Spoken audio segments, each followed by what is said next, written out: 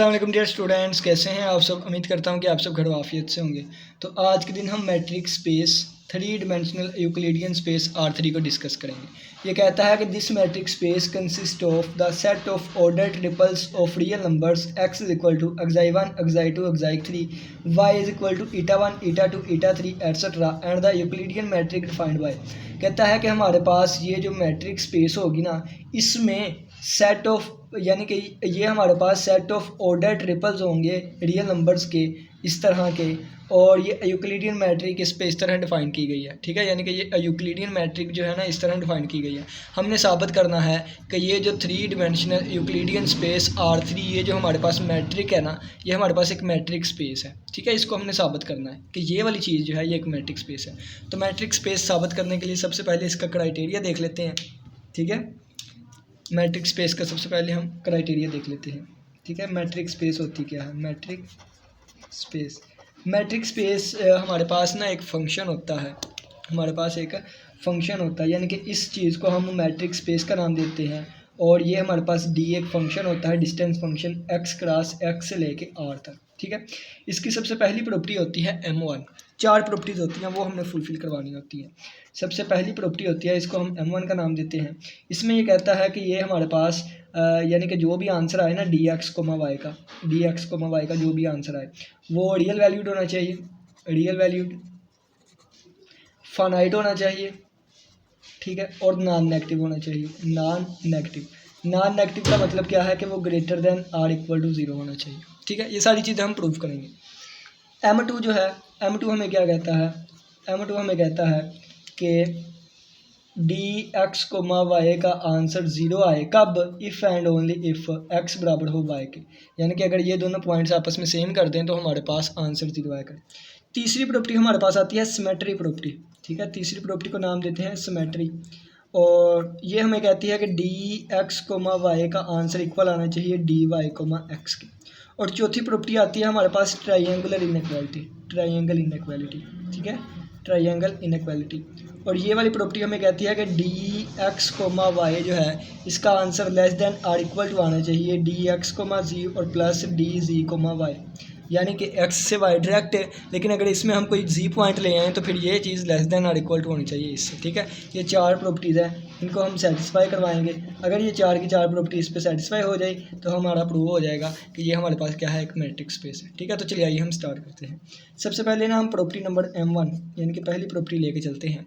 तो सबसे पहले देखें, ये हमारे पास क्या है, रियल नंबर्स। ठीक है, रियल नंबर्स की ऑर्डर्ड ट्रिपल्स हैं, यानी कि यहाँ से हमें पता चला कि xi1 xi2 xi3 eta1 eta2 और eta3 ये जो है कहाँ से बिलोंग करते हैं, रियल नंबर से बिलोंग करते हैं। और ये रियल नंबर होता है -∞ से लेके +∞। ठीक है, अब ये देखिए, अगर मैं xi1 माइनस eta1 कर दूँ, ठीक है, और अगर मैं xi2 और eta2 कर दूँ, माइनस eta2 कर दूँ, और अगर मैं xi3 और eta3 कर दूँ, माइनस eta3। ठीक है, तो इसका आंसर कुछ भी हो सकता है, लेकिन रियल नंबर से आएगा। यानी कि एक रियल नंबर में से दूसरा रियल नंबर माइनस किया, इससे ये रियल नंबर माइनस किया, इससे ये, इससे, तो आंसर भी रियल नंबर ही आएगा दोबारा। ठीक हो गया। लेकिन अगर इनका मैं स्क्वायर ले लूँ, यानी कि xi1 minus eta1 whole square और xi2 minus eta2 whole square और xi3 minus eta3 whole square, अगर इनका मैं स्क्वायर ले लूँ तो फिर जब स्क्वायर लेने से आंसर या तो 0 आएगा या 0 से बड़ा, यानी कि जो नेगेटिव वाली होंगी वो भी पॉजिटिव हो जाएंगी। ठीक है, और अगर 0 था इसका आंसर तो वो भी 0 ही आएगा। अब देखिए, अब इसका मतलब क्या है, ये नॉन नेगेटिव इनका आंसर आएगा। अगर इन नॉन नेगेटिव यानी कि पॉजिटिव या 0 वाली को मैं ऐड कर दूँ तो इसका आंसर भी यही आएगा, ग्रेटर देन और इक्वल टू 0। अगर इसका मैं यानी कि नॉन नेगेटिव वालों का इसका आंसर, इसका अगर मैं स्क्वायर रूट ले लूँ तो फिर भी आंसर 0 या 0 से बड़ा ही आएगा। ठीक हो गया। तो ये सारी चीज़ किसके इक्वल है, हमारे पास dx, y के इक्वल है। तो यहाँ से साबित हो गया कि dx, y जो है वो ग्रेटर देन और इक्वल टू होगा 0 के, और इसका मतलब क्या है कि नॉन नेगेटिव। ये हमारे पास एक चीज़ प्रूव हो गई, नॉन नेगेटिव। ठीक है, अब नेक्स्ट देखें, कि ये जो एक्साई 1 एक्साई 2 एक्साई 3 ईटा 1 ईटा 2 ईटा 3 ये कहाँ से बिलोंग करते हैं, रियल नंबर में से। और रियल नंबर में माइनस इन्फिनिटी और प्लस इन्फिनिटी नहीं शामिल, बल्कि इनके दरमियान जो फाइनाइट नंबर्स होंगे वो शामिल है। यानी कि 2 एक फाइनाइट है, 3 एक फाइनाइट है, इनकी वैल्यू कुछ भी हो सकती है, फाइनाइट नंबर होगी। तो एक फाइनाइट नंबर में से दूसरा माइनस करूँ, एक फाइनाइट नंबर में से दूसरा फाइनाइट नंबर, यानी कि इसका आंसर भी फाइनाइट आएगा, इसका आंसर भी फाइनाइट, इसका आंसर भी फाइनाइट। फाइनाइट का स्क्वायर फाइनाइट, फाइनाइट का स्क्वायर फाइनाइट, फाइनाइट का स्क्वायर फाइनाइट।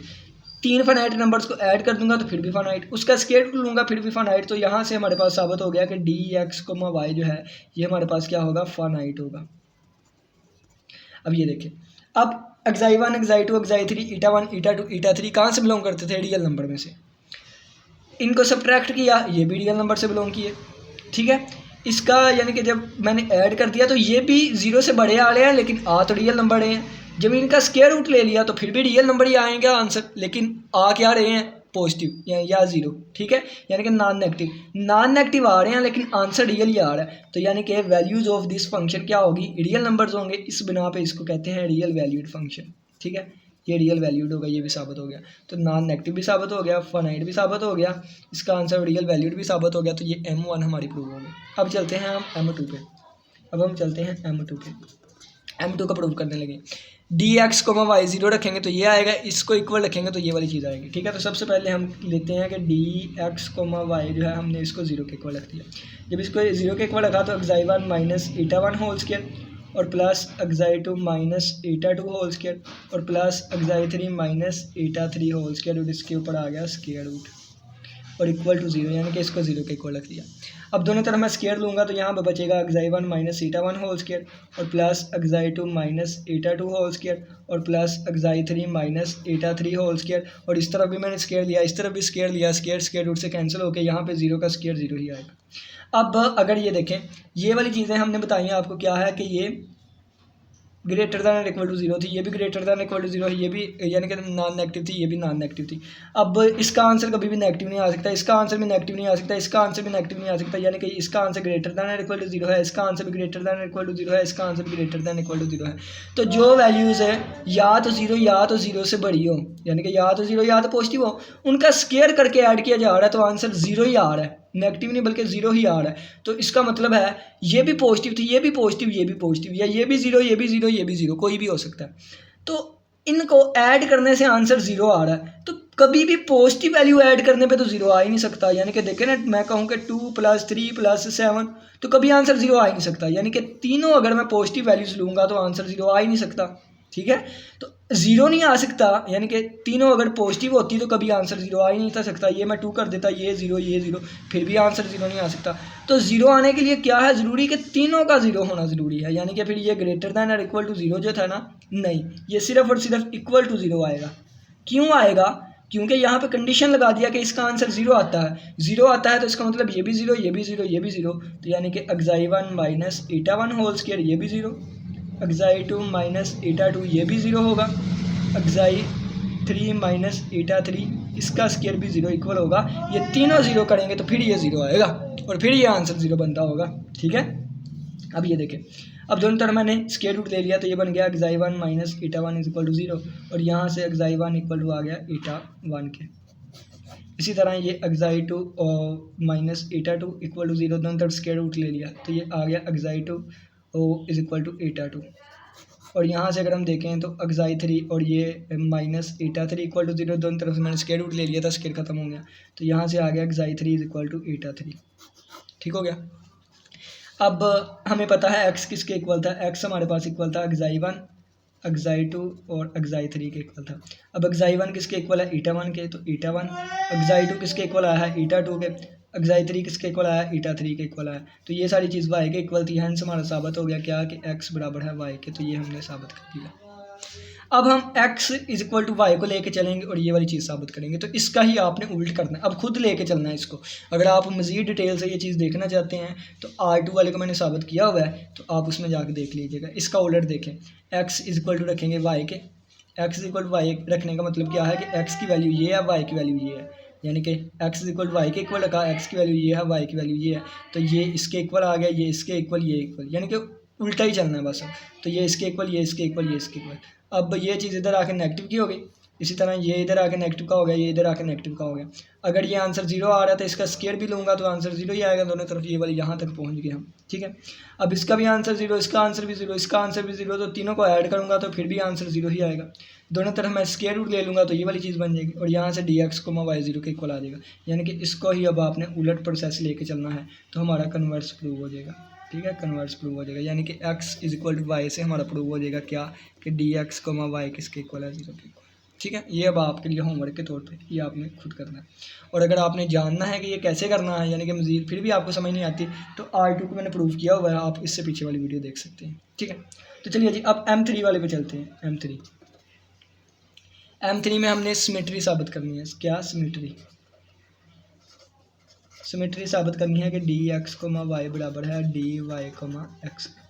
तो सबसे पहले देखें कि dx, y किसके इक्वल है, ये square root xi1 minus eta1 whole square plus xi2 minus eta2 whole square और plus xi3 minus eta3 whole square.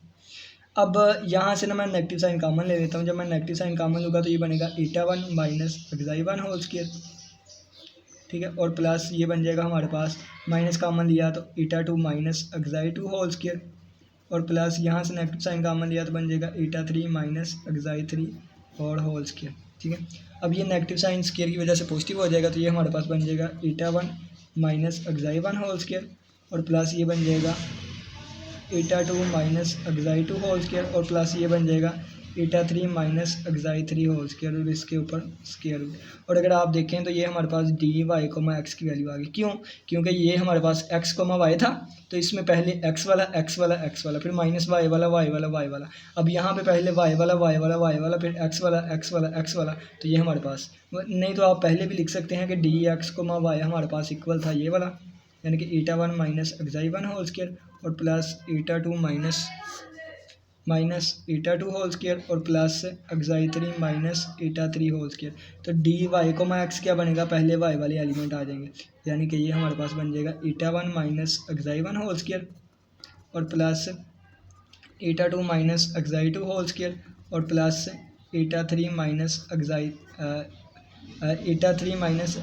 Whole square, यानी कि ये इसके इक्वल। अब जब हमने इसको सोल्व किया तो ये हमारा प्रूव हो गया, ठीक है। यानी कि ये मैंने सिर्फ और सिर्फ इस वजह से लिखा ताकि आपको पता चल सके कि इसकी जगह पे मैंने ये dx, y, x कैसे लिखा। तो हमारा साबित हो गया क्या, कि dx, y जो है वो किसके इक्वल आ गया है, dy, x के। ये हमारी सिमेट्री भी प्रूव हो गई। अब हम चलते हैं लास्ट प्रॉपर्टी पे। लास्ट में हमारी प्रॉपर्टी है 4 नंबर वाली। ये हमने ट्रायंगुलर प्रॉपर्टी हमने प्रूव करनी है इस पर, ठीक है।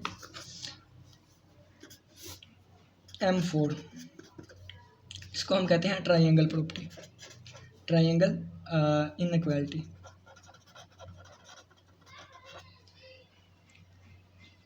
तो देखिए इसको,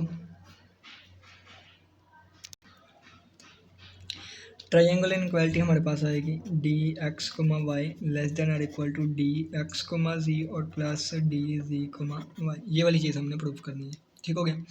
तो सबसे पहले देखें यहाँ पे कि ये जो हमारे पास ये डिफ़ाइन किया गया है ना, यानी कि dx, y is equal to, ये आ जाएगा xi1 minus eta1 whole square और plus xi2 minus eta2 whole square plus xi3 minus eta3 whole square.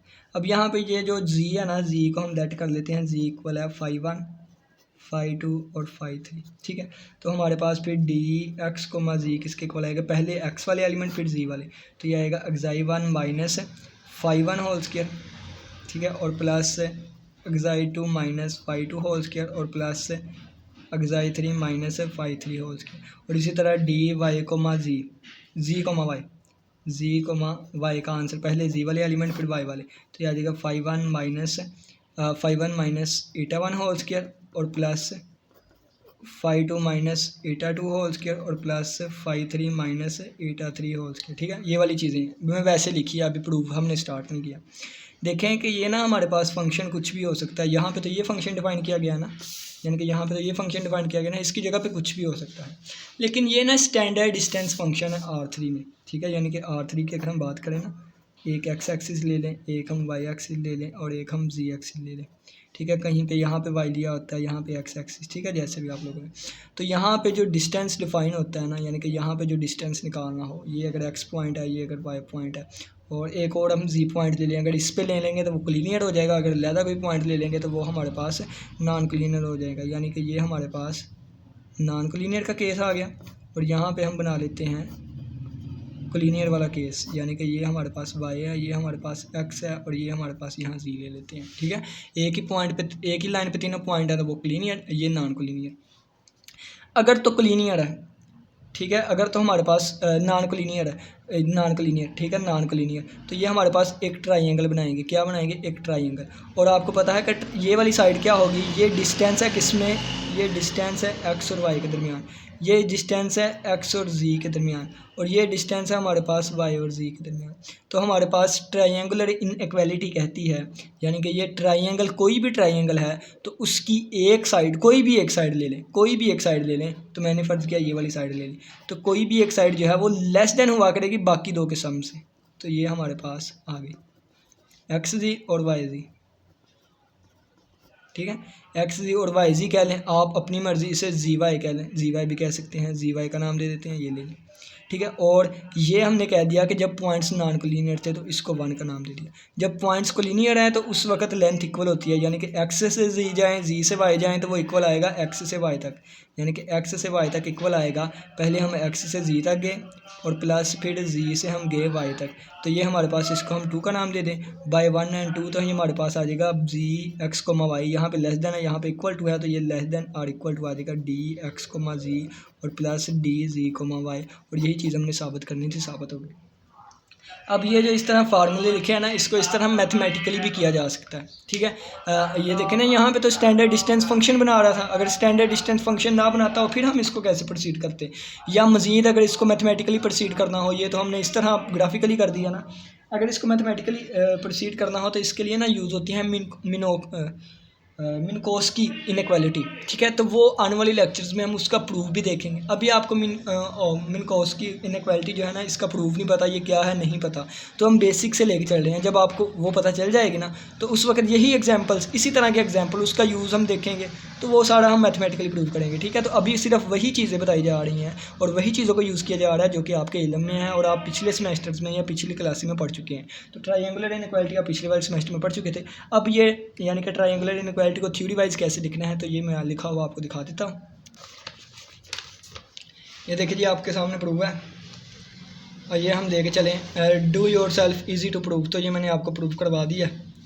और बाकी ये d x comma y is equal to 0 रखा हमने, तो ये वाला प्रूव हो गया। रिवर्स भी इसका, ये कन्वर्ट्स देख लें, एक्स वाई के इक्वल रखा, यानी कि एक्स आई 1 एक्स आई 2 एक्स आई 3 इक्वल आ गया, ईटा 1 ईटा 2 ईटा 3 के, पहला पहले के इक्वल, दूसरा दूसरे के इक्वल, तीसरा तीसरे के इक्वल, एक्स आई 1 आ गया ईटा 1 के इक्वल, ये इधर आगे माइनस का हो गया इक्वल टू 0, दोनों तरफ से मैंने स्क्वायर ले लिया।